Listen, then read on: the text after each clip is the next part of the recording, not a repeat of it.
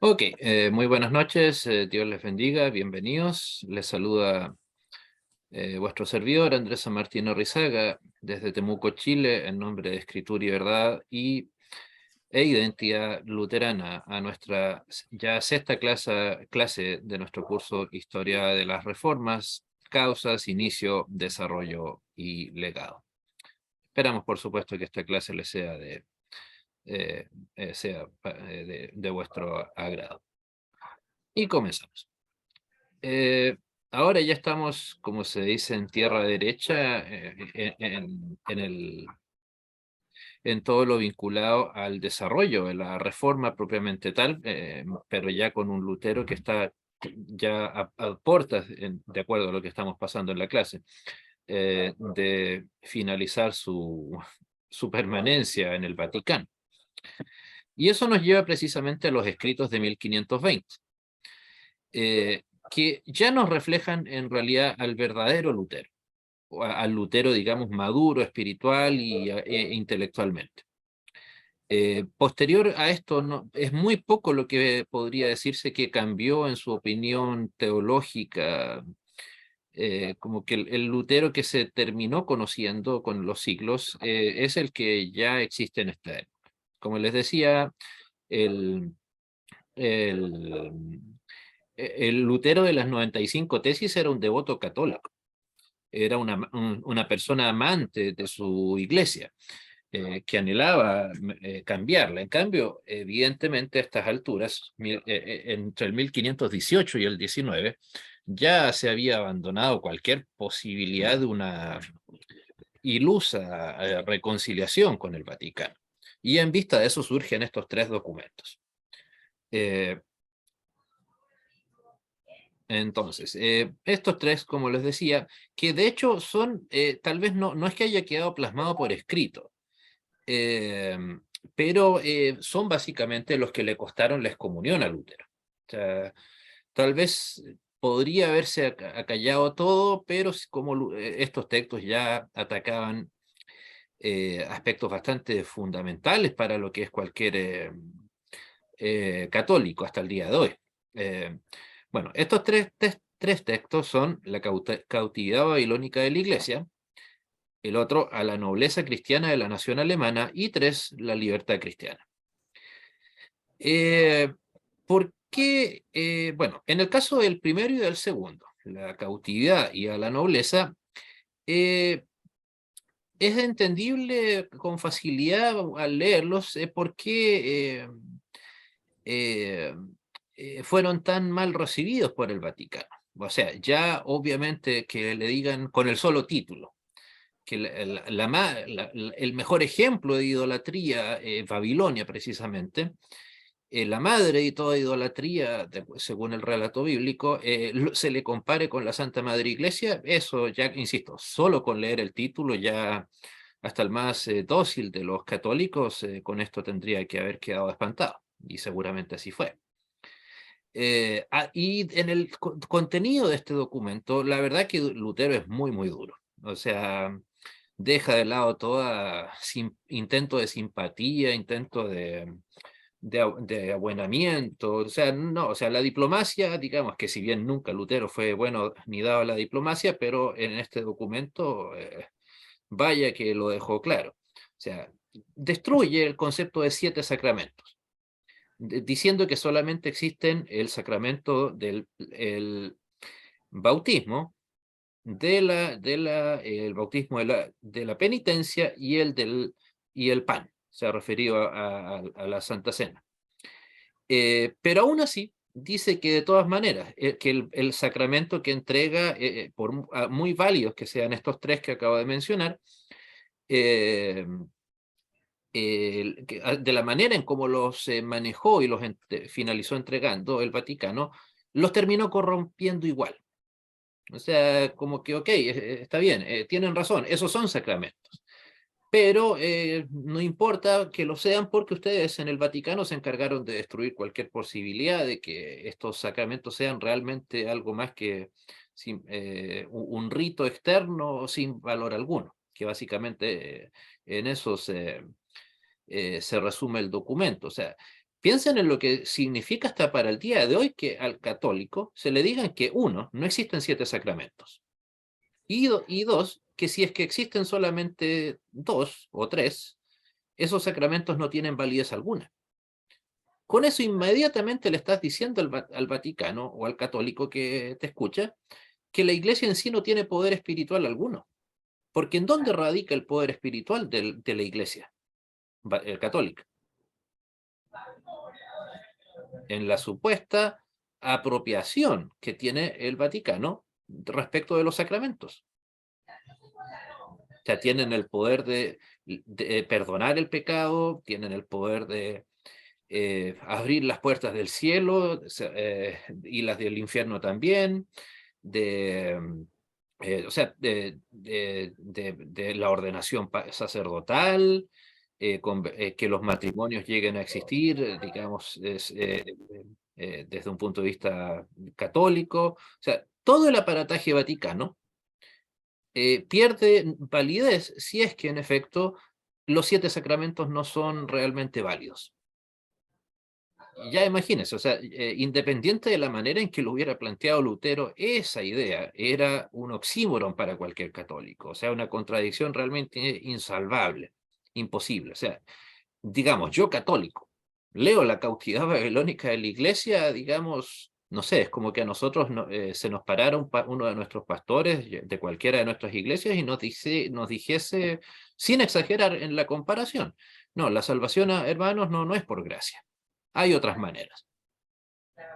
O sea, obviamente nos veríamos en la obvia obligación de mínimo, yo la verdad no daría mucho pie a debate, simplemente lo expulsaría de la iglesia y búsquese otra, ármese su secta, vaya a ser, qué sé yo, con los mormones, con los autoproclamados testigos de Jehová, pero con nosotros no. Algo así básicamente tiene que suceder con el Vaticano y este documento. Esa pregunta, hermano, mejor le voy a dar un link después directo para responderlo, porque la clase va a dar para bastante, entonces me sacaría demasiado del tema ahora eh, tratar el punto. En segundo lugar, a la nobleza cristiana de la nación alemana. También el título dice bastante. Cuando habla de la nobleza no está diciendo a la gente buena, sino nobleza en el sentido de los nobles, digamos los condes, los duques, los reyes, príncipes, etc. Y más aún les da, ahí creo que Lutero fue muy astuto en el nombre, a la nobleza, como dice, cristiana. O sea, él no les está diciendo ustedes son unos herejes como el Papa, el Anticristo, no. Ustedes son mis nobles, son de la nación mía, la alemana, y a su vez son cristianos. Digamos, ahí sí que creo que hubo un guiño diplomático bastante inesperado en la pluma de Lutero. Insisto, les reconoce de inmediato a los nobles de que pueden ser, o sea, que casi por derecho propio son creyentes, cristianos. El documento también, insisto, obviamente ataca el poder papal. No, en este caso no hay sarcasmo. No, en el caso este no está diciendo, no sé, pues como cuando en la clase yo he repetido varias veces la Santa Madre Iglesia, donde obviamente estoy haciendo un sarcasmo, una ironía. No, en este caso el decir a la nobleza cristiana de la nación alemana, no hay ironía alguna, no hay sarcasmo alguno, para nada. Por eso él este documento está dirigido no solo a los altos clérigos, sino también a los reyes, a los príncipes alemanes. No es, digamos, un documento al aire, sino que tiene destinatarios muy puntuales. Y eso también tiene que haber enardecido bastante a los ánimos del Vaticano. Porque, nuevamente, piensen ustedes, yo católico, usted hermana y hermano católico, y ven que un simple monjecito le está diciendo a la nobleza que ellos son cristianos. O sea, mínimo tendrían que haber dicho, bueno, ¿y quién se cree este tal Lutero para estar diciendo que estos nobles son cristianos? Si eso lo dice la Santa Madre Iglesia, no un curita. También, o sea, él como que Claro, y lo que sí, por cierto, si se trata de ironía, en nuestros dos textos hay mucha ironía. No, Lutero, la verdad que no sé, como que ni que hubiera leído Chesterton, pero le gustaba mucho escribir con ironía. En textos posteriores igual, muchísimo. ¿No? La ironía, la verdad que era una herramienta herramienta dialéctica que Lutero siempre supo utilizar muy bien. ¿Y en qué sentido? En que dejaba muy claro cuándo la estaba usando y cuándo era derechamente sus palabras eran un insulto. O sea, más adelante lo veremos, pero la otra clase creo. Cuando le escribe Erasmo, le dice, oh ilustrísimo Erasmo, ahí basta con leer el resto del documento para darse cuenta de que de ilustre no le está considerando nada. Simplemente ahí sí está haciendo uso de una ironía. No le está concediendo el título de ilustre para nada. Y bueno, pero básicamente en estos dos documentos, Lutero, insisto, echa abajo el tema de los sacramentos católicos que los han desvirtuado y también le niega el poder papal o le niega validez al poder papal y al poder algo que para el católico en realidad incluso es más importante aún que el papa. ¿Qué está por sobre el papa? Recuerden, hay algo que si bien el papa lo puede citar, pero no está por sobre él. El último terminó en 1965. ¿Cómo se llama? Primero, no, Pablo VI. No, pero ¿cómo se llama lo que él convocó? El concilio. El concilio.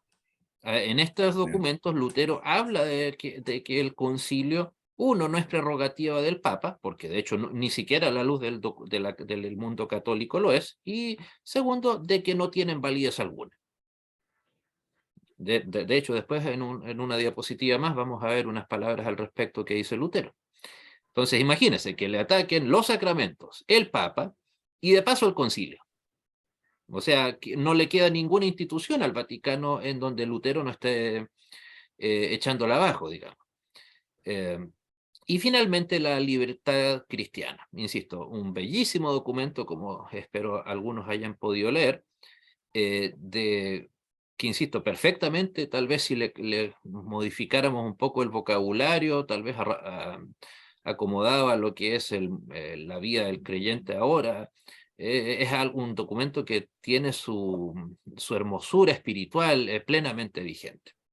Y ahí, de hecho, esa muy hermosa frase, que muchos la resumen que el cristiano es esclavo y dueño. ¿Cómo es que dice Lutero?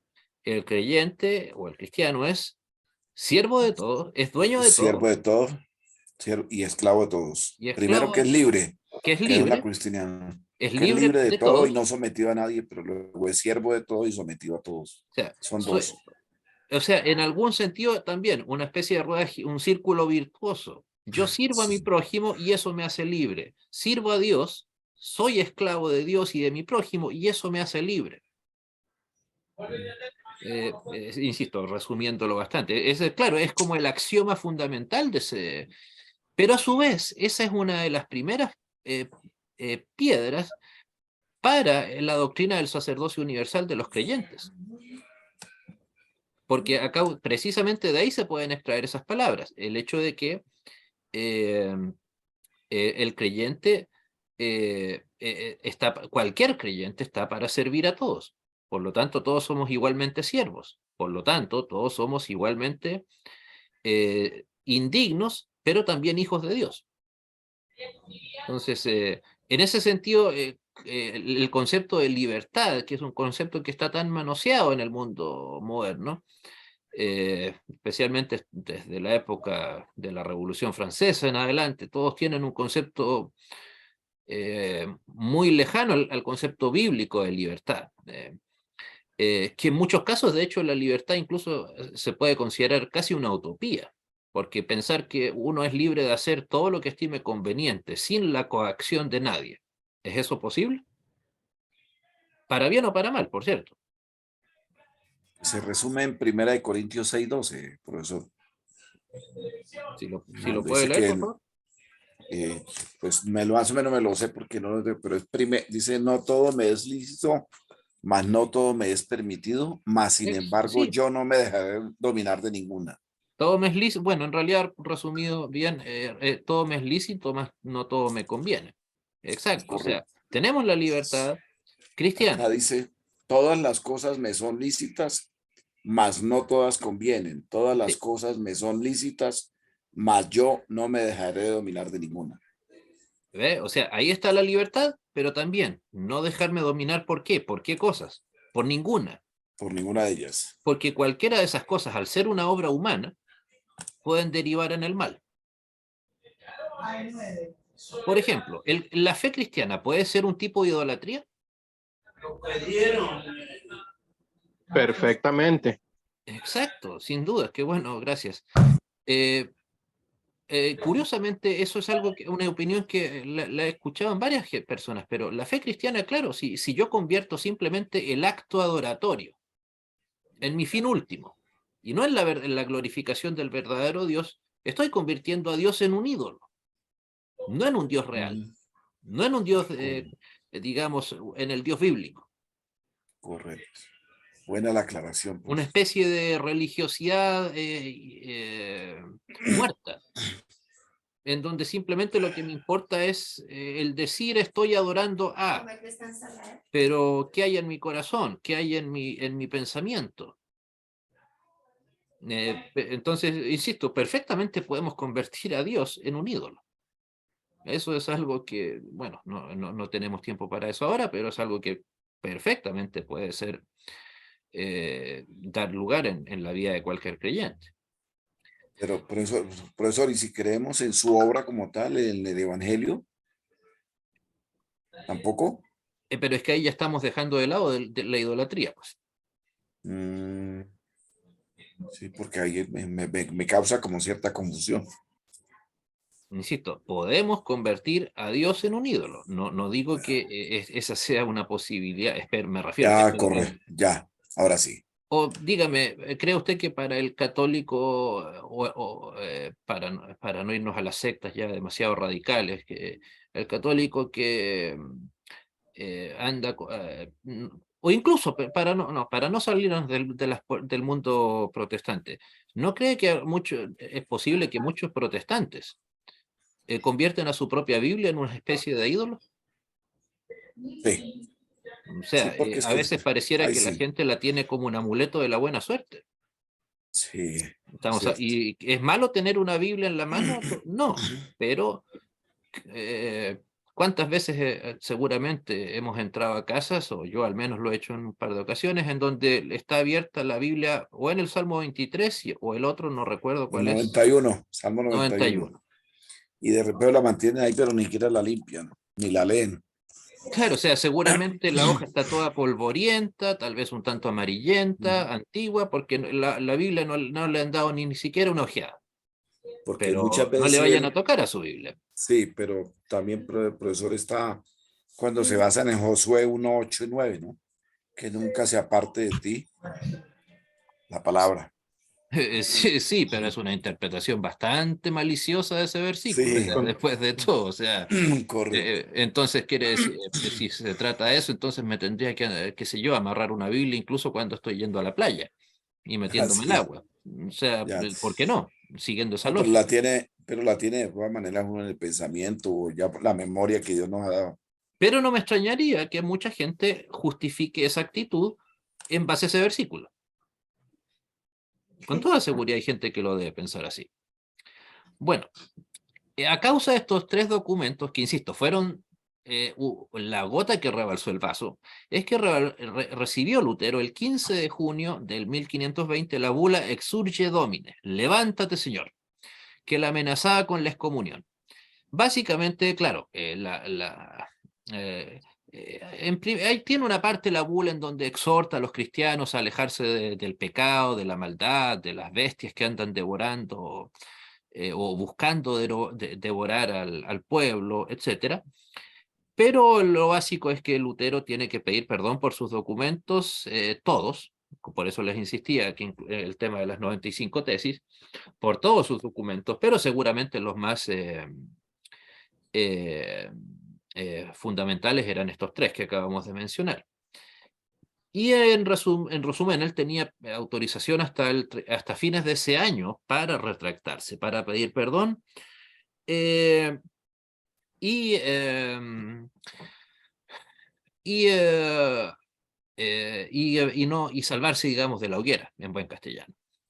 Obviamente no se retractó, era como más que esperable. Yo creo que todo esto, como solía suceder, era un ejercicio retórico simplemente. O sea, bueno, ok, hay que cumplir con el protocolo, nada más.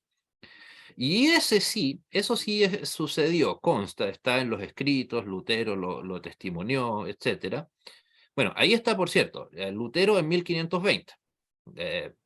Y a la mano derecha de la pantalla está el documento de la bula original. Esa foto está tomada de la misma Biblioteca Vaticana, o una de las tantas, digamos, de lo poco bueno que tiene el Vaticano, ¿no? Su biblioteca.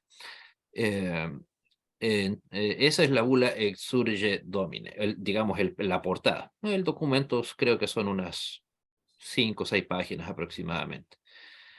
Y ahí sucede este acto que, como les digo, en efecto sí sucedió. Este sí consta, claro, no exactamente de la manera en que lo pinta este retrato, este dibujo, que también es muy antiguo, debe tener unos 100 años, pero claro, eh, aquí se ve cómo Lutero le pide a sus cercanos que armen una hoguera, y él va a buscar todos sus libros de derecho canónico, todos sus libros de liturgia, básicamente todos sus libros católicos, pero especialmente lo que tiene en la mano, que es el documento de la bula.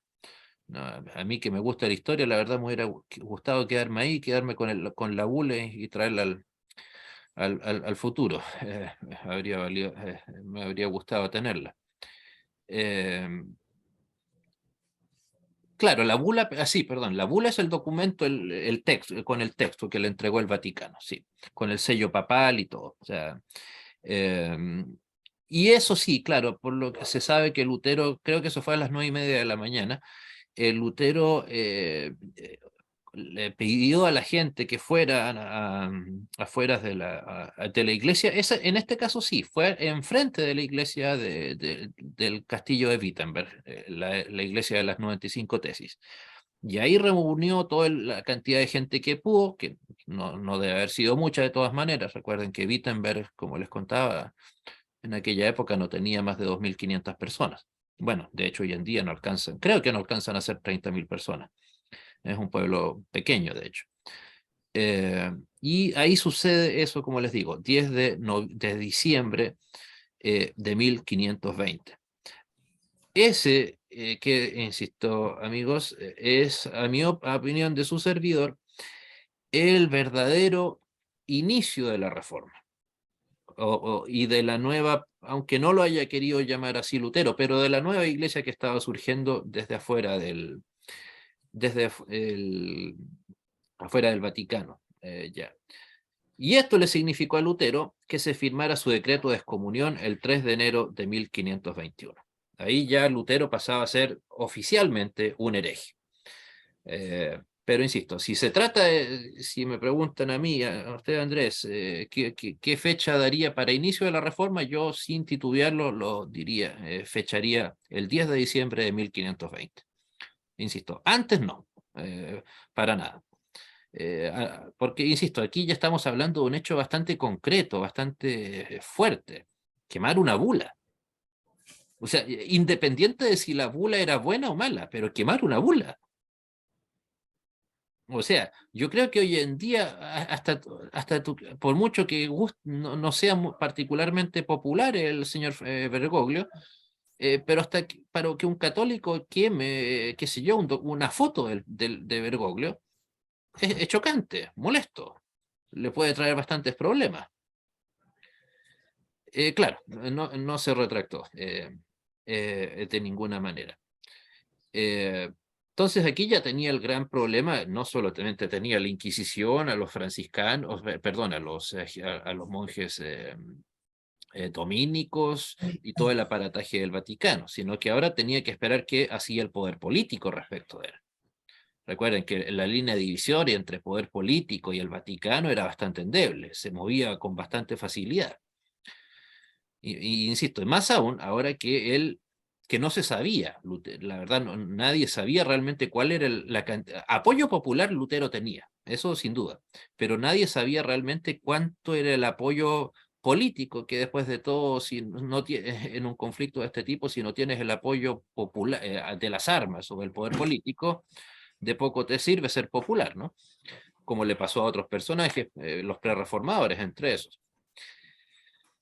Entonces, esto, como les digo, ya le significó la excomunión a Lutero. Y bueno, aquí, como les decía, entonces, nuevamente la reforma llega a su punto de no retorno. Ya posibilidades de conciliación real no había ninguna. Si bien no las sabían antes tampoco, pero al menos no de manera formal. Ahora ya formalmente había una excomunión en curso, había un Lutero abiertamente declarándose en contra del Papa, del Vaticano, etcétera. O sea, ya no había nada que, digamos, que pudiera avisorar que iba a haber algún tipo de concilio. Todo lo demás que por ahí algunos católicos dicen, pero es que Lutero fue citado en tal o cual ocasión, es que a Calvino, los demás, etcétera. Sí, pero bien sabemos, el Vaticano no hace preguntas, no pide favores, más aún en el siglo XVI.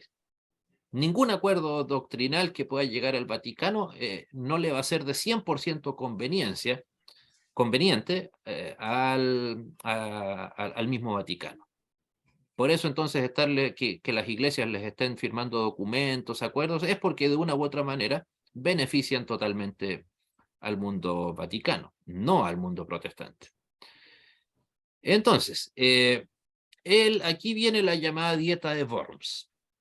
Worms recuerden, es una palabra alemana, no es la palabra gusanos, que algunos piensan que no pocas veces he escuchado que algunas personas piensan que esto de worms, por eso la palabra es worms, no worms, es como una especie de burla de que la dieta, los que se reunieron en la dieta, los católicos que estaban en la dieta eran unos gusanos. No, no, no. Es simplemente porque el pueblo, ciudad en realidad,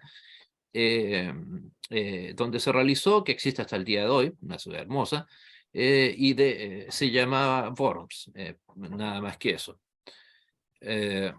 Ahí precisamente Lutero partiendo de esa imagen que ven ahí, Lutero partiendo desde Wittenberg en la procesión, que fue muy En vigilado. cierto tiempo, la enciendo. ¿Cómo? Perdón. Porque no me gusta que... Lutero fue muy acompañado porque obviamente... Profe, disculpe, ¿me puede regalar la imagen de cuando estaba lo de la bula y eso que se la pasó rápido, ¿no? A ver si le tomo una foto. Sí, aunque de todas maneras... Listo. Esa, gracias. La otra. La otra. Esa, gracias. Ya. Insisto, esa imagen que presumo es muy posterior a la vida de Lutero, de hecho el Lutero que aparece ahí no se parece mucho al Lutero tradicional, esa corresponde a cuando Lutero parte a Worms, ya en 1521. Era un viaje muy peligroso porque tenía el salvoconducto, la autorización del emperador que supuestamente le aseguraba la vida y su integridad física.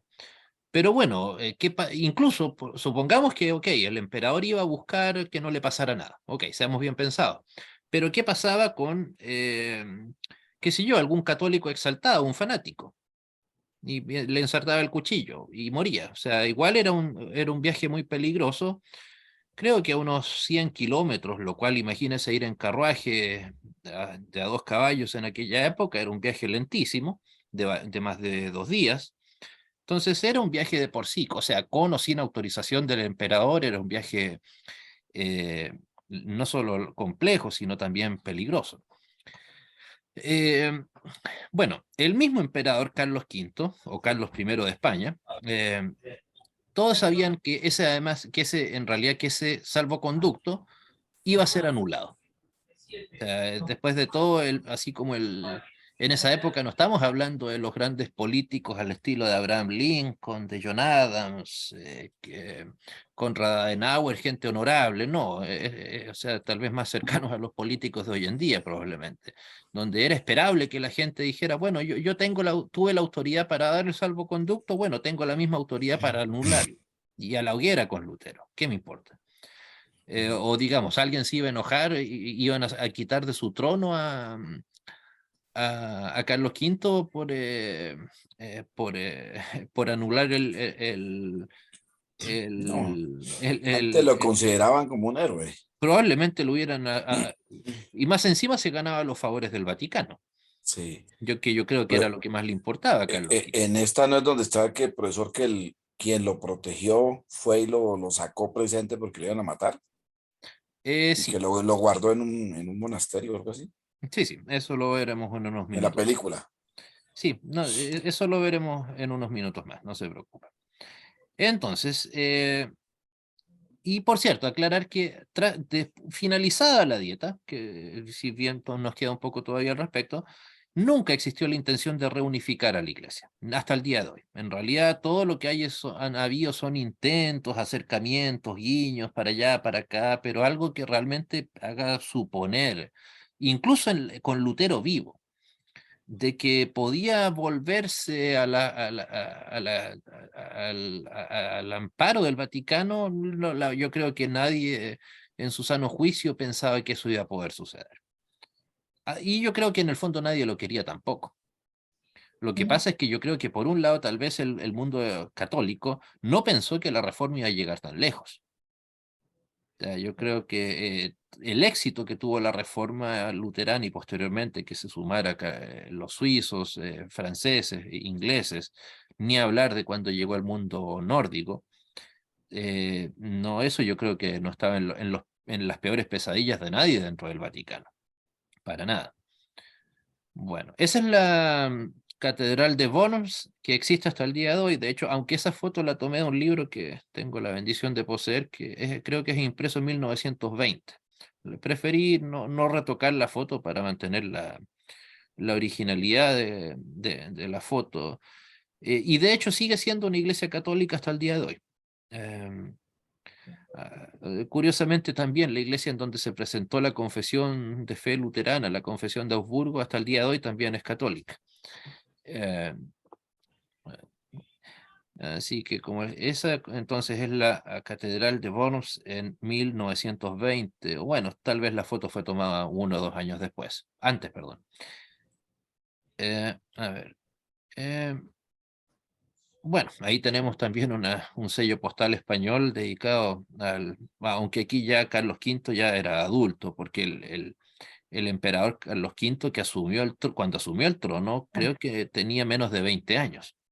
Era bastante inexperto, o sea, totalmente inexperto, no sabía, no tenía mucha preparación, aunque a diferencia de muchos de sus colegas emperadores de aquella época, él sí fue alguien que se preparó una vez ya habiendo recibido el cargo.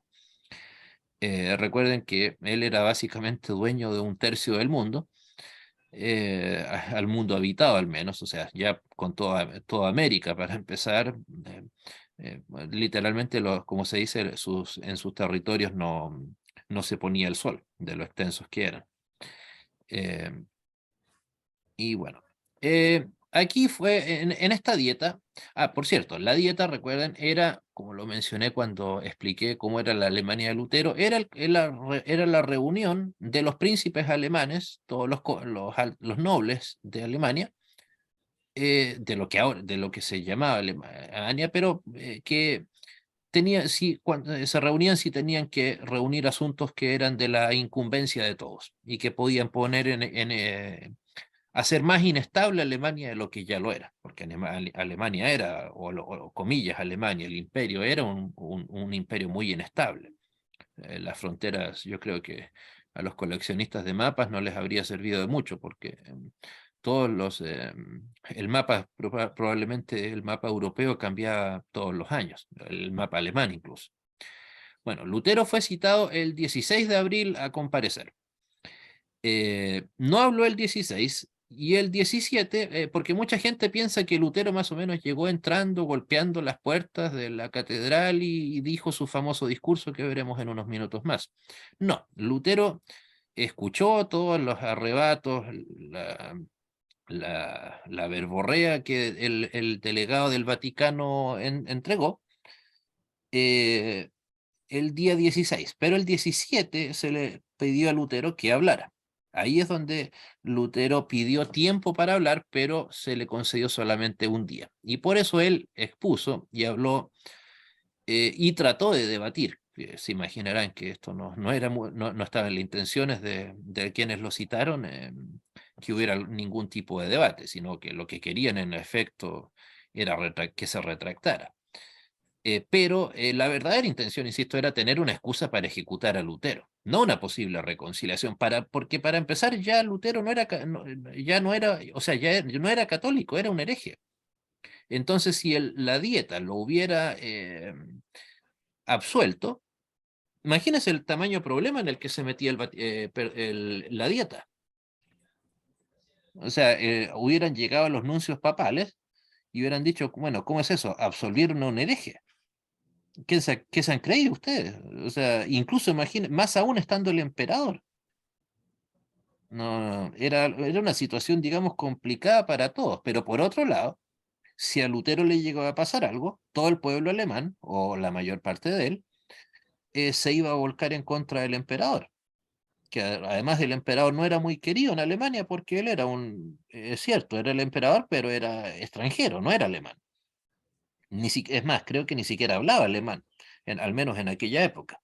Entonces era visto como un personaje lejano, entonces, o sea, no era, esa tal vez era lo bueno de los príncipes alemanes, que la gente, o mucha gente, no todos, los veía como personas más cercanas, porque no estaban, qué sé yo, como en el caso mío que tengo, me gusta, independiente de la opinión que tenga de él, al presidente de mi país lo tengo viviendo a 750 kilómetros de donde estoy ahora y quizás en una situación no muy distinta con muchos de ustedes. En cambio, la gente veía a su rey como alguien cercano, como alguien a quien podían eventualmente hasta pedir una audiencia. No así con el emperador, mucho menos con los nuncios apostólicos. Y en el fondo era una cuestión más política que religiosa. Por algo los que tomaban las decisiones iban a ser príncipes, reyes, un emperador, no sacerdotes. Y curiosamente, nuevamente, la astucia que tuvo Lutero aquí al hablar. Lutero atacó el papado, no al papa o al emperador. Insisto, no atacó al papa. En este caso, qué sé yo, ya había muerto, creo, León X, creo, el papa Julio, creo que estaba en ese momento. No recuerdo cuál de todos los Julios, Julio VI creo que fue. Pero no dijo el papa tal, este papa actual. Cuando mencionó la palabra papa, estaba hablando del papado, como les digo, como un concepto abierto. Entonces, perfectamente podría después haber dicho, bueno, es que estaba hablando de los papas anteriores, no del actual. Pero, por otro lado, era más grande su arma al decir que estaba atacando al papado, porque también podía él decir, estoy atacándolos a todos. No sé, pero también tuvo la astucia de no atacar al emperador como cómplice del Papa, que tal vez en la visceralidad del debate perfectamente alguien podría haber hecho eso. Habría dicho, bueno, estoy frente a un Papa cobarde, un niñato, que apenas tiene 20 años y que viene a meterse en asuntos de un país que apenas conoce. Por eso esto, más que un debate religioso, era en efecto un debate político. Lo que pasa es que simplemente este debate religioso sacudía las esferas políticas del mundo alemán. Ese era el punto. Pero el fin último era declarar finalmente a Lutero lo que pasó, un delincuente. Insisto, el 10 de diciembre de Martín Lutero, de 1520, Lutero se convirtió en un hereje. Y ahora, al no retractarse, se convirtió en un delincuente. ¿Por qué? Porque ahora se estaba yendo en contra del poder político. Alguien que estaba al borde, había ya pasado las líneas de la ley. Bueno, ahí está, bueno, una de las tantas imágenes de Lutero frente a Carlos V con algunos de sus documentos en frente de sí. Quisiera, por favor, Moisés, si pudieras eh, abrir tu micrófono y leer las palabras que Lutero dijo en sus palabras finales antes de cerrar su alocución. Con Por mucho favor. gusto. Las inmortales palabras de Lutero en Worms. A menos que no esté convencido mediante el testimonio de las Escrituras o por razones evidentes, ya que no confío en el Papa ni en su concilio, debido a que ellos han errado continuamente y se han contradicho. Me mantengo firme en las Escrituras a las que he adoptado como mi guía. Mi conciencia es cautiva de la palabra de Dios y no puedo ni quiero revocar nada, reconociendo que no es seguro o correcto actuar contra la conciencia. Que Dios me ayude. Amén. La leyenda afirma que luego de eso dijo: no puedo hacer otra cosa. Esta es mi postura. Que Dios me ayude. Gracias, hermano. Cuando digo que escribo que la leyenda afirma que Lutero dijo eso, es porque en realidad en algunos documentos está esa frase y en otros no.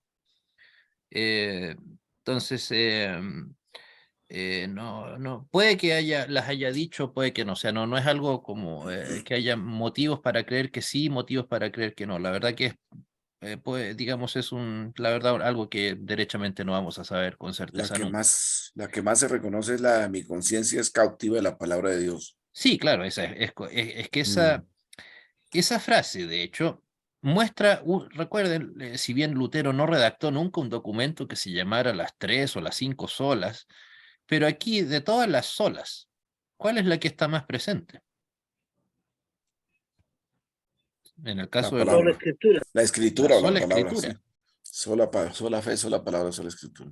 Sola fe, sola gracia y sola escritura. Sí, o sea, por cierto, depende de la traducción. En algunos casos aquí dice no confío en el Papa, pero insisto, está hablando del Papa en el sentido de papado, no de ese Papa puntual.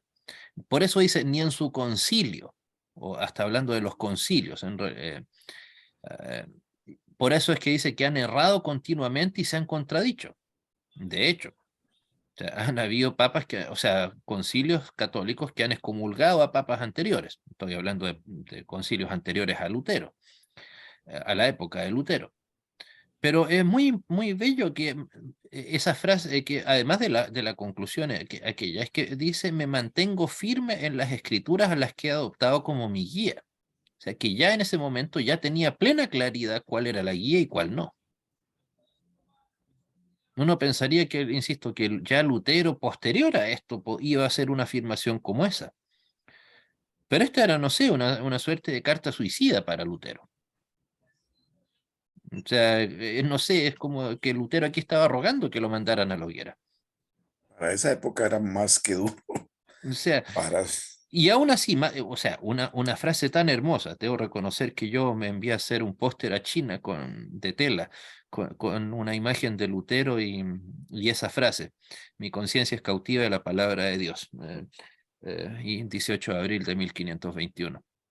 Eh, que también podría considerarse la otra fecha ya de la iglesia separada, ya tal vez de la de la consolidación reforma, de como las día de la dos. reforma, Insisto, como día de la reforma también. yo creo que podrían ser ambas fechas, o el 10 de diciembre de 1520 o el 18 de abril de 1521. Correcto. Pero piensen en lo hermosa, desde un punto de vista espiritual para nosotros, esa frase, que insisto, para nosotros puede que, bueno, y para alguien que no sepa mucho del tema, que está conociendo el Evangelio, uno va a decir, bueno, ¿y qué tiene eso de sorprendente que, que tu conciencia esté cautiva de la palabra de Dios? Absolutamente nada. Es algo que debe vivir cada creyente, un ejercicio de toda su vida. pero estamos hablando de un creyente en el siglo XVI.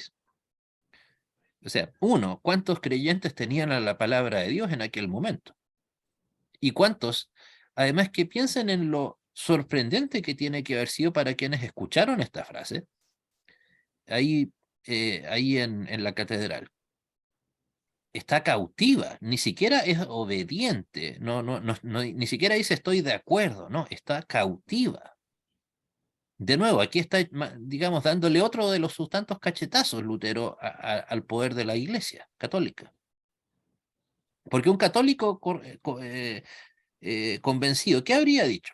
Mi conciencia es cautiva de la Santa Madre Iglesia. Y probablemente muchos católicos hasta el día de hoy lo van a decir con mucho orgullo.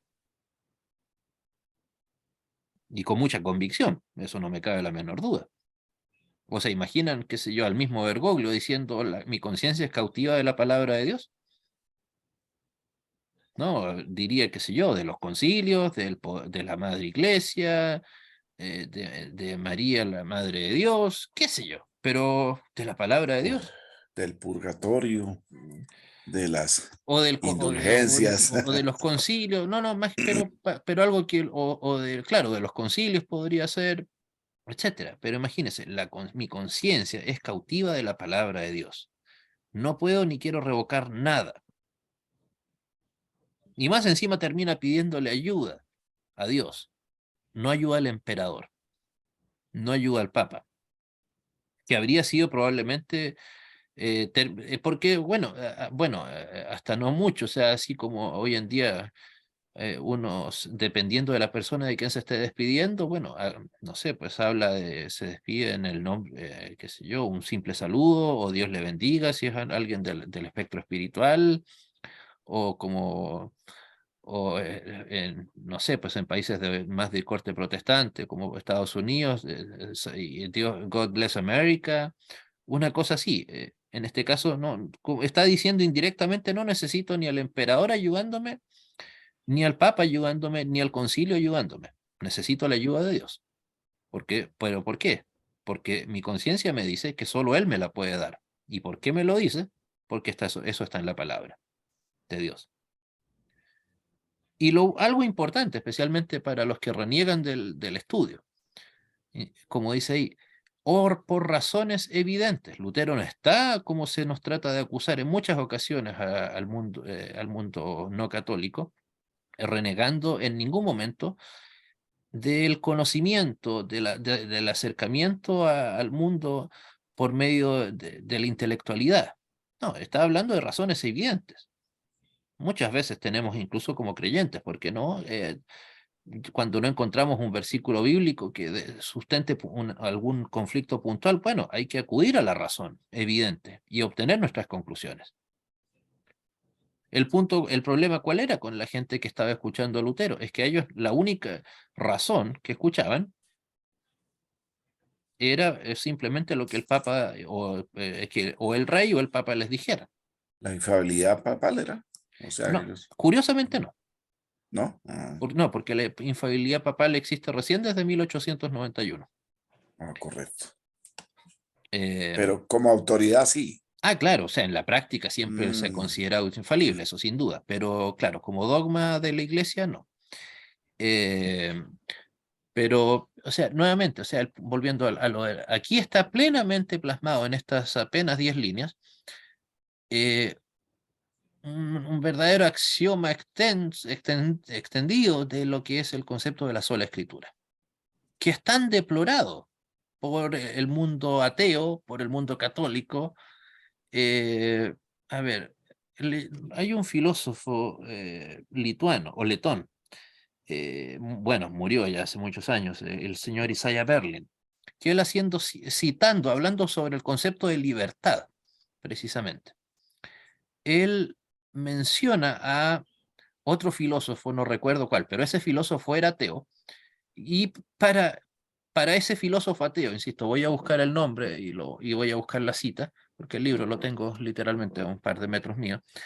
eh, para él, algo que para nosotros es maravilloso, para él era deplorable, porque decía que este filósofo decía que Lutero había hecho un daño horrible al intelecto al atar, literalmente esas palabras utiliza, atar o amarrar su intelectualidad a un libro, en este caso la Biblia.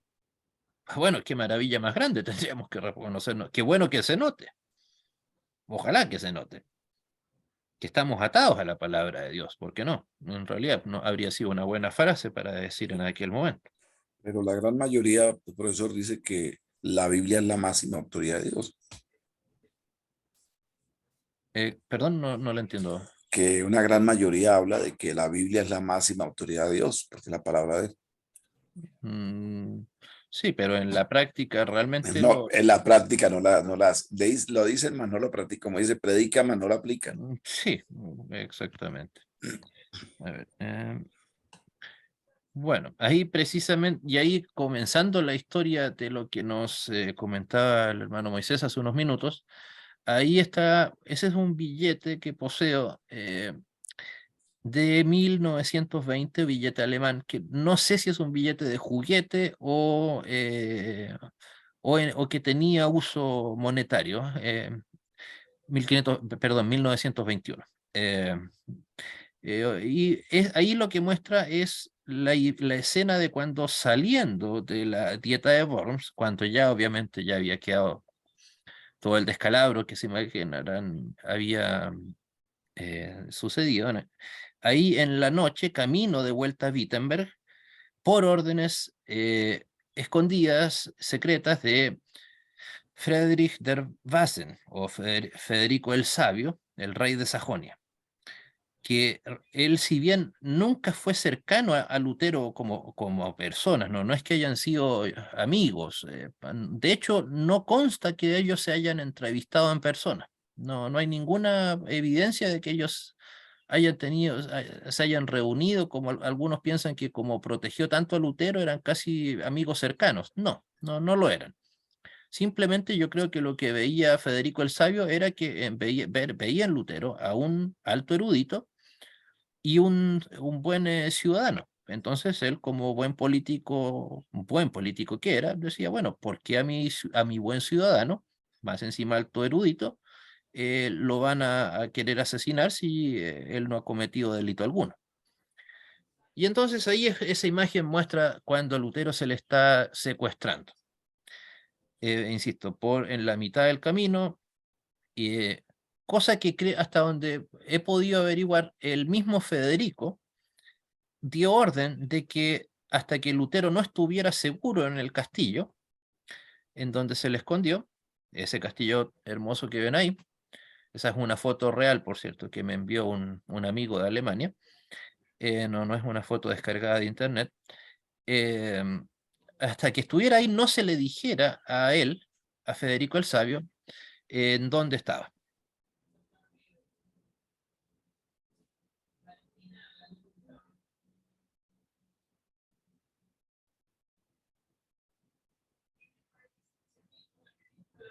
Disculpen, tuve que atender algo. Yo creo que la intención de Federico de eso era que si se le preguntaba dónde está Lutero, él pudiera decir con certeza, no lo sé, sin tener que estar mintiendo. Digamos, eso de Federico el Sabio también era un apelativo bastante ad hoc a cómo era su personalidad. Era una persona muy astuta, que digamos, como se diría hoy en día, el muñequeo político lo sabía hacer muy bien. Ese es el castillo de Wartburg, cerca del pueblo de Eisenach. Eisenach, que hasta el día de hoy, insisto, es una ciudad muy pequeña, no creo que llegue a las 5.000 personas, y esto está como en un cerro. Sí, la verdad, como alguien comentaba, sí, en efecto, es preciosa el castillo. Gracias a Dios, dentro de toda la destrucción que hubo en Alemania durante la Segunda Guerra Mundial, este tipo de lugares no sufrieron ningún daño, de hecho. Es que estaba cerca de cualquiera de las zonas de combate más duras, entonces no había motivo para que llegaran bombardeos o tropas soviéticas a esta zona. ¿Algún comentario, pregunta? ¿Qué tanto tiempo permaneció ahí Lutero, profe? Ah, precisamente eso, menos de un año. Bueno, y aquí esto lo titulo como el inicio de su más grande legado. Llegó al castillo de Warburg cerca de Eisenach. Se escondió ahí bajo el nombre de Junker Georg. Ahí tradujo el Nuevo Testamento y los Salmos. Y ese, para mí es muy importante tener en cuenta eso. Por sí sola, esa obra, la traducción del Nuevo Testamento y los Salmos, habría resultado un gigantesco legado a la humanidad. Supongamos, ok, Lutero, qué sé yo, salía del castillo, lo mataban, se tropezaba y adiós Lutero. Piensen en lo que significa que Lutero haya traducido al alemán el Nuevo Testamento. Eso por sí solo ya es un legado gigantesco a la historia de la humanidad. Un legado religioso, obviamente, cultural, después de todo, con eso se difundió la cultura alemana como nunca antes, patriótica. En realidad, Alemania, como les he comentado, si bien hasta el día de hoy mantiene muy fuerte las tradiciones de cada una de sus zonas, pero también era un país muy disperso, como no tenía una unidad política, ¿no? Como la tenía Francia o la tenía Inglaterra, etcétera, ni siquiera tenían una sola lengua. Entonces, al tener una sola lengua, que esas lenguas, por cierto, siguen existiendo, lo que pasa es que ahora Lutero las convirtió, las reunió en un solo libro, eh, pero, o sea, le dio, o sea, y obviamente el giro educacional. La pregunta obvia, si la gente no sabía leer, ¿qué sentido tenía traducir la Biblia o cualquier texto, este o cualquier, insisto, eh, para que la gente lo tenga si la gente no va a tener tener conocimiento de ella? Y ahí vino eh, la revolución cultural en Alemania. Y más aún, él unificó el lenguaje, los diversos lenguajes alemanes, que eran mucho más fuertes que un simple dialecto. O sea, probablemente en aquella época una persona de Baviera, la zona que está más cercana a Francia, con las personas de más al norte, de Brandenburg, les habría sido un poco complicado entenderse. Muchos vocablos, muchos modismos, algunos órdenes gramaticales, eh, cambiaban y que, insisto, se mantienen hasta el día de hoy. Lo que pasa es que, bueno, a buena hora para ellos saben mantener todas sus tradiciones y eso incluye su lenguaje. Entonces, Lutero lo que hizo fue tomar, obviamente, como con base el alemán de Sajonia, y reunir y crear el llamado Hochdeutsch, o alemán alto, que es el idioma alemán, como lo comento más adelante, eh, de, eh, que es básicamente el alemán que usted puede escuchar viendo la Deutsche Welle o escuchando los partidos de fútbol. Eh, bueno, llegó a Warburg, la fecha exacta fue el 4 de mayo de 1521, en la noche, en la madrugada, y vuelve a Wittenberg el 6 de marzo de 1522. ¿Por qué? A pesar de que su vida, obviamente, bueno, la vida de Lutero en realidad siguió corriendo peligro hasta el mismo 18 de febrero de 1546, cuando falleció. Pero obviamente en ese momento la vida de Lutero seguía corriendo mucho peligro. Eh, pero el problema en Wittenberg estaban comenzando una serie de revueltas, principalmente encabezadas por iconoclastas. Los iconoclastas son las personas que básicamente no quieren nada de íconos, de adornos dentro de las iglesias o en todo lo que tiene la vida espiritual cristiana. Pero la diferencia es que estos iconoclastas eran, digamos, no como eventualmente, seguramente nosotros conocemos a muchas personas iconoclastas que no quieren símbolos en las iglesias, ni siquiera una cruz. Pero la diferencia es que estos iconoclastas como de movimiento eran bastante sectarios y además eran bastante violentos. O sea, ellos eran de los que si les molestaba, veían que en alguna iglesia, más aún ahora que se estaban sacando encima el Vaticano. Entonces, bueno, aprovechemos, ¿no? Y entonces, si encontraban iglesias donde todavía existían imágenes, eh, las destruían y destruían la iglesia en general. Y todo esto encabezado por el que había sido primero colega de Lutero en Wittenberg, Andreas Karlstadt, o de apellido originalmente Bodenstein. Recuerden, al igual como pasó con el padre de Lutero, nació con un apellido pero murió con otro. ¿Por qué? En el caso de Karlstadt, para demostrar su cambio no de estrato social, sino cuando obtuvo su doctorado, o sea, para demostrar su cambio de estrato cultural, académico, si se quiere. Me preguntan, la traducción al alemán fue del latín, hebreo y arameo, o sea, la del Nuevo Testamento, recuerden, aquí estamos hablando hasta este momento, solo este momento, del Nuevo Testamento, y de los Salmos. Y en ambos se basó del griego. O sea, tanto del Nuevo Testamento como de los Salmos. Pero recuerden, este fue un trabajo que Lutero siguió perfeccionando o sea, fue publicada la Biblia completa en 1530, o sea, 9 años después de esto.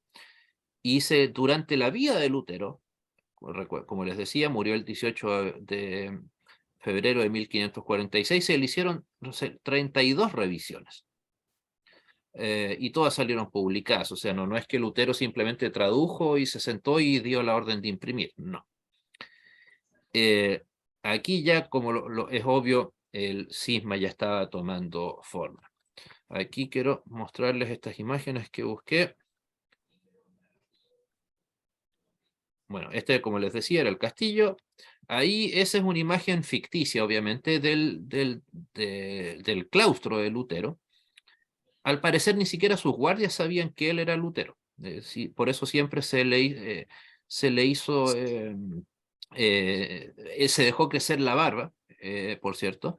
Eh,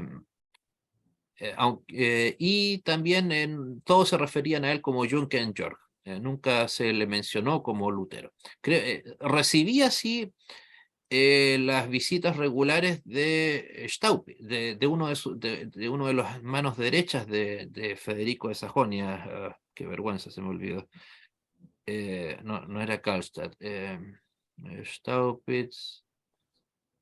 Pero el que era el secretario general de Federico el Sabio. Él era probablemente el único que sabía realmente quién estaba hablando. Seguramente la mayoría pensaban que era un sacerdote común y corriente, porque él solía predicar, existe hasta el día de hoy, de hecho, el púlpito desde donde Lutero predicaba. Esa imagen lo que trata de representar es algo que puede que haya sucedido, puede que no. O sea, lo que se sabe es que Lutero tiró un frasco con tinta a la pared. La historia, la leyenda nos cuenta que eso fue como, no como, sino Lutero tirándole esa tinta a la pared que estaba supuestamente frente a la aparición del demonio mientras él traducía el Nuevo Testamento. O sea, lo que estaba haciendo Lutero al momento, o sea, de que Lutero tiró la tinta, la tiró. De que estaba escribiendo en ese lugar, sí, eso es verdad. Obviamente ya es otro tema lo de que se haya aparecido el demonio. De hecho, la mancha llegó a existir, la mancha de tinta en la pluma. Voy a buscar, después se las enviaré al chat, la imagen una foto actual, que está pintado incluso. Pero bueno, para que vean, hasta los luteranos de repente cometemos errores, pocos, pero algunos, eso. Pero la gente con los siglos literalmente dejó un orificio en la pared. ¿Por qué? Porque está por la superstición o no sé, la santería de que raspaban la pared y se llevaban un poquito del ladrillo con la tinta manchada. Entonces finalmente, y lo divertido es que se sabe que pintaban una y otra vez la pared, pero la gente seguía sacando y sacando. Por lo tanto, el orificio seguía creciendo hasta que finalmente creo que en la época previa a la Primera Guerra Mundial, se dio orden de que en la zona cercana a ese orificio se pusiera una reja. y así no, la gente no siguiera sacando pedazos, trozos o polvillo de pared, digamos. Entonces, insisto, aquí ya el cisma está tomando forma ya más oficial. Bueno, ahí está precisamente Lutero mientras traducía el Nuevo Testamento. En lo que es el diseño, curiosamente está fechado, dice que esto es del 4 de marzo de 1522. Me sorprende que tenga una fecha tan exacta. Pero al parecer esto sí es como retrata más exactamente lo que era el claustro de Lutero allí en el castillo. No sé si el gato y el perro, la verdad, probablemente había más ratas por ahí. No creo que sea tan exacta esa parte. Eh, pero sí, y ahí insisto, o sea, de todas maneras, se puede decir que la obra más magnánima y más polémica de Lutero en toda su labor fue esta, haber traducido el Nuevo Testamento y por lo tanto, como consecuencia, la Biblia completa. Como ya les decía, desde un punto de vista histórico, no me gusta esa película, pero sí como película desde un punto de vista cinematográfico es muy buena. Hay una escena que retrata parcialmente lo que les acabo de No decir, hay eh, tres, ¿no, profesor? la del Hay 2003. tres versiones. Hasta donde yo Ok. conozco, dos, los otros eran documentales. Pero esta, a la que me refiero, es Sí. a la del 2003. Eh, ¿Por qué le doy tanta importancia a este hecho? Porque es cierto, Lutero escribió mucho, muy álgido, muy duro en contra del Vaticano, del Papa, todo lo que ya hemos hablado. Pero traducir la Biblia ya le había costado la vida a miles de personas, imagínense, o sea, hasta antes de Lutero, ¿cuántas miles de personas, mejor dicho, murieron por el solo tener una Biblia en sus manos? Imagínense cuánto más revolucionario acto el de traducir una, y más aún a un país que está en la mitad de Europa, a la lengua moderna. ¿Por qué menciono la película? Porque en la película aparece una escena que, por cierto, no sucedió, pero que retrata esta idea de manera bastante clara, cuando Lutero, supuestamente ya con la Biblia traducida completa, por lo tanto no antes de 1532, se la va a entregar a Federico el Sabio. ¿Recuerda? No sé si han visto esa imagen. Y le dice Lutero, esta es la Biblia en nuestro idioma. Y la frase que dice que le dice el actor que hace de Federico el Sabio, la verdad que es muy decidora. Insisto, no sucedió en la vida real. Es más, nunca he encontrado algún documento, un atisbo de que Lutero haya tenido alguna entrevista cara a cara con Federico el Sabio. No, o sea, no creer que Federico el Sabio, posterior a esto, se hizo un devoto luterano, un piadoso luterano. No, la verdad que puede que lo haya sido en su fuero íntimo, pero no era alguien que poco menos que andaba con Lutero de la mano, ayudándolo a predicar por todas Sajonias. No, simplemente era un buen rey que defendía a un buen súbdito, nada más. Sí, insisto, ya su vida espiritual solo la conoce Dios y él, por supuesto, o la conocía él. Pero insisto, esa frase que le dice en la película, esto nos separa de Roma para siempre. O sea, ya la Biblia terminada, impresa, circulando. ¿Qué mejor acto más revolucionario que plasma lo que decía Federico en aquella frase, o el actor? Esto nos separa de Roma para siempre. Por ahí algunos dirán, pero bueno, Lutero escribió catecismos, escribió eh, documentos, ordenó pastores, ok, pero todas esas cosas de una u otra manera podrían pasar, o sea, digamos, terminar. Lutero podría eventualmente haberse retractado, pero retractarse de haber traducido la Biblia, aunque lo hubiera hecho, por así decirlo, el daño ya estaba, el daño al Vaticano me refiero. Y eso significó, insisto, O sea, a mi opinión, el hecho de mayor división final, más aún tomándonos de las mismas palabras de Lutero. Mi conciencia está cautiva no de mi catecismo, no de las confesiones que se van a redactar, sino de la palabra de Dios. Entonces ahí, pues, insisto, podemos hacer una triangulación de ideas de por qué realmente este fue el hecho que significó no más una sola iglesia en el digamos, en la Europa occidental. Lo Profesor, demás, disculpe, insisto, podría haber desaparecido en cualquier momento, pero la Biblia ya circulando, no. profesor, disculpe, Dígame. digamos como qué versión fue la que tradujo como tal Lutero o se conoce hoy en día entre las diferentes traducciones. La Luther Bibel, así tal cual, en alemán, la Biblia de Lutero. Mm, El nombre completo en alemán es Die Bibel oder die ganze Heilige Schrift, que es bastante redundante el título, es la Biblia o la completa Sagrada Escritura. La verdad que yo creo que Lutero, si viera en lo que terminó convirtiéndose su obra, la verdad que se revolcaría en su tumba y en Wittenberg, el pobre. Eh, en estos últimos 150 años se le hicieron revisiones en 1914, que ahí es cuando finalmente se dejó de utilizar el Tectus Receptus, que es el texto que utilizó Lutero para su Nuevo Testamento, una cosa parecida a lo que sucedió acá en el mundo hispano con la Reina Valera 909. Eh, Después se le hizo otra revisión el año 1964,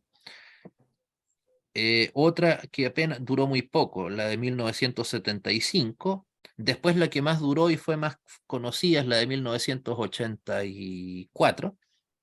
Y finalmente, con el motivo de los 500 años, se preparó, a mi opinión, una paupérrima revisión de la Biblia el 2017.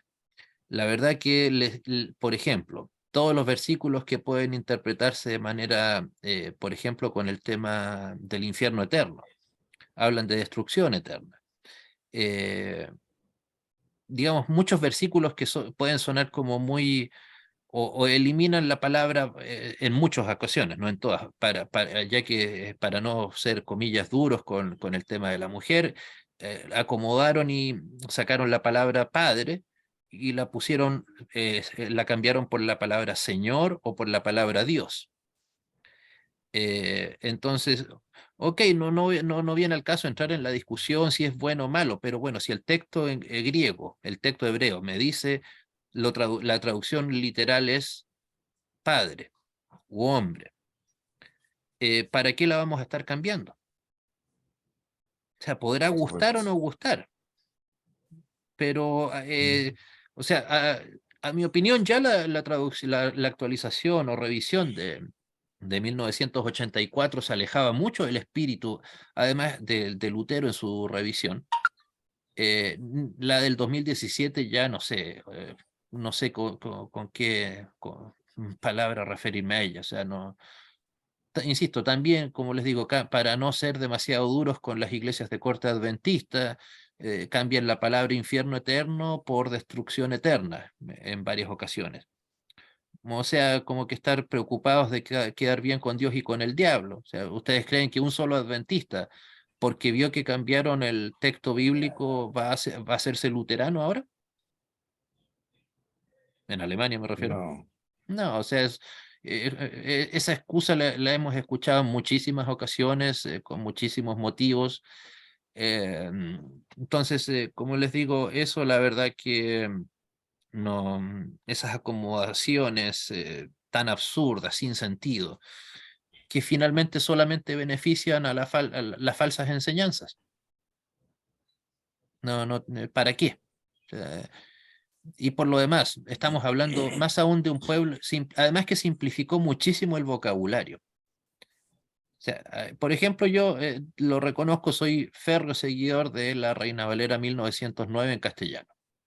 Mucha gente critica dicha traducción, a pesar de que reconocen su calidad, lo buena que es como traducción bíblica, la critican porque tiene un vocabulario un tanto arcaico en muchas ocasiones. Qué sé yo, en vez de decir viejo, en muchas ocasiones dice vetusto. Pero Ujú. bueno, estamos hablando de gente ahora en el siglo XXI, gente que no somos neófitos, no somos ignorantes. Estamos a un par de tecleados o de letras en el celular y podemos saber perfectamente el uso de una palabra. No somos gente que pueda apelar a la ignorancia. Y más aún, imagínense en un país como Alemania. ¿Cuánto más? Entonces, decir, ok, es que para que la gente entienda mejor, la verdad que me parece una excusa bastante eh, pobre. Y más encima, en dicha traducción metió mano el método histórico crítico, la equivalencia dinámica, o sea, el sistema, esos son sistemas de traducción, la equivalencia dinámica, eh, que se utilizan en cualquier documento, pero bueno, nuevamente, si Lutero utilizó el sistema de equivalencia formal, ¿por qué entonces si queremos mantener el espíritu del trabajo que hizo Lutero, ¿por qué no mantener ese mismo sistema?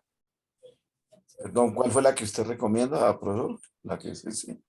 No la estoy recomendando, estoy No, diciendo no, pues cuál. bueno, que pues a su modo de ver, que le Para guste. mí la 909, Reina Valera Ah, 1909, que sí, correcto. creo que lamentablemente en Colombia llega muy poco, por cierto. No, yo la tengo traducida, pero por unas aplicaciones que es Joe Version y una la Biblia. Ahí aparecen todas. Ah, ya, sí, no, sí, está. Sí. O en internet, yo- recuerden, pues está Bible No, Getaway. no, y la Eh, puede tener uno en el celular. mm, Se sí, escribe Joe Version y ahí le da la YouVersion, opción. sí, es muy Sí. famoso. Yo la verdad que no tengo Ujú. esas aplicaciones, no las sé usar, de hecho. Sí. No, en la del Pero bueno, celular. Y otra que me recomendaron también precisamente un testigo de Jehová, pero es muy buena y dice, perdón, ¿cómo es que está? Pues está la Santa Biblia como tal y es una cruz, pero hay que bajarla bien. Y también están muchas versiones para uno descargar. Y lo bueno es que uno, por ejemplo, dice ver en paralelo. Y entonces usted la puede ver en todas las versiones, digamos, un versículo. Mientras que la Joe version sí te da la opción de comparar hasta un libro. ujú. Sí. Ok. Sí, no, como te digo, yo lo que es aplicaciones no me manejo para nada en eso. No, casi me tuvieron que amarrar en el Congreso de CELC Latinoamérica para instalar WhatsApp. Pregúntele a Henry. Mm, Y yo sí, no sí, es quería. bueno. Y la verdad es que todavía sigo arrepintiéndome. Sí. Me pasó lo que exactamente, disculpen el intervalo, pero pasó exactamente lo que yo pensé que iba a pasar, que me iban a convertir en un, no adicto, porque no me gusta, en un esclavo, precisamente, en un cautivo de WhatsApp, cosa que yo no quería, ¿no? Pero bueno, sí, entonces, como les digo, lamentablemente, como casi todo lo que pasó con la reforma, salvo excepciones, hasta el trabajo bíblico de Lutero digamos, los que hoy en día creo que yo más apostatan de la fe de Lutero son las personas que se dicen ser luteranos, no los confesionales como su servidor, obviamente, pero sí, como les decía, la Federación Luterana Mundial está más dedicada a conmemorar junto con el Vaticano que por último, con otras iglesias protestantes. No digo que tengamos que andar haciendo cultos juntos, pero bueno, ¿qué vas a estar celebrando el 31 de octubre?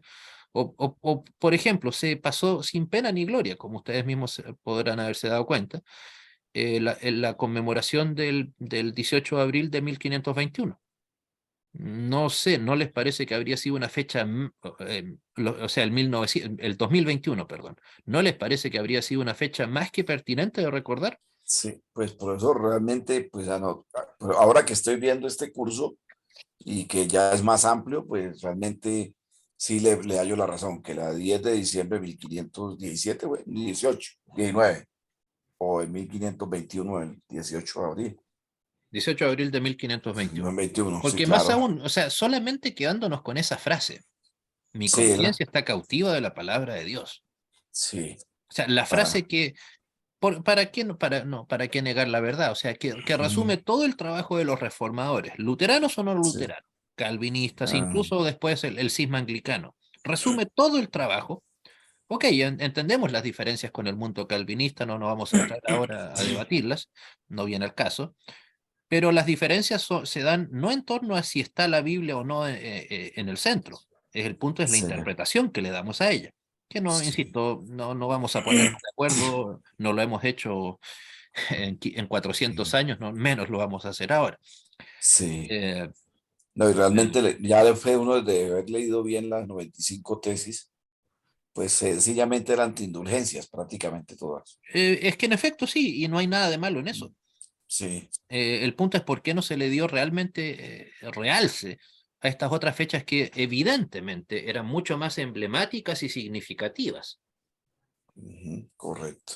En fin, pero bueno, eso ya Sí. da para otra discusión. Bueno, disculpen el tiempo, pero la hora, digamos. Pero digan, ¿alguna pregunta, comentario, queja, encargo?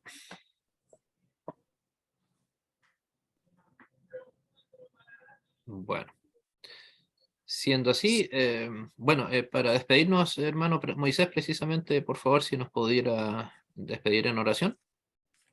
Claro que sí, con mucho gusto. Querido Dios y Señor nuestro, te damos gracias porque todo el honor, la gloria y la honra son para ti, por habernos permitido el disponer de este tiempo. Eso solamente tú lo produces. E igualmente a usted, profesor, por la sabiduría que Dios le ha dado para impartir nuestros conocimientos y así mismo poder instruirlos y difundirlos a los demás hermanos en la fe. Que Dios nos bendiga y que nos ilumine en este fin de semana. Amén. Amén. Bueno, amigos, hermanos, entonces nos encontramos el próximo martes. Ya que veo que les interesó bastante, les voy a enviar en el chat para que las puedan descargar algunas.